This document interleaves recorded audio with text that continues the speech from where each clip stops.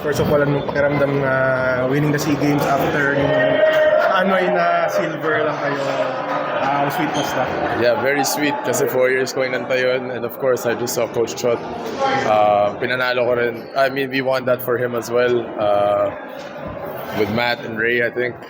So, mabigat yun. I mean, dala-dala ko yun for 4 years. And now na nanalo kami, at least na natapos na yung chapter na maayos. Could you paano ka ba nasama sa team?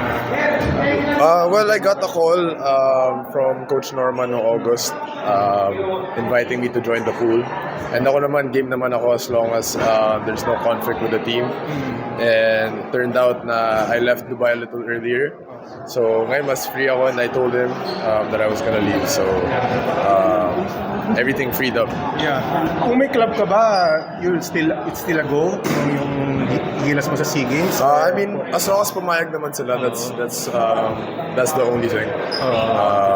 As long as they confirm na okay lang maglaro, that's good.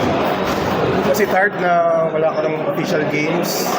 Yeah, it was parang hard. first game mo ata yun. Yeah, first game in 9 months.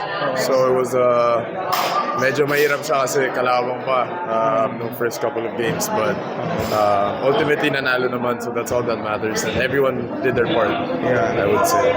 May chip on your shoulder ba? I mean, the rest of the team then, was there chip on their shoulder, especially with the lead up? Mahirap.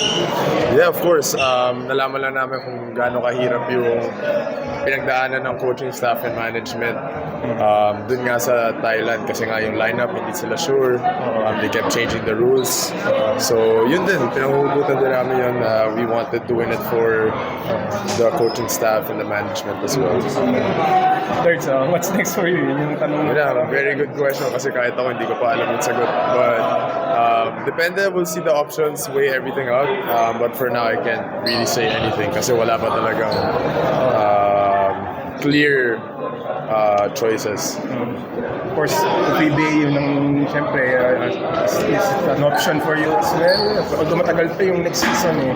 Undergo the draft. Well, I mean, definitely PBA will always be, I mean, with me, it's always a dream of mine to play in the PBA. But for now, we have to weigh everything out with my agent, see what offers are actually on the table, and then that's when we sort everything out. Okay.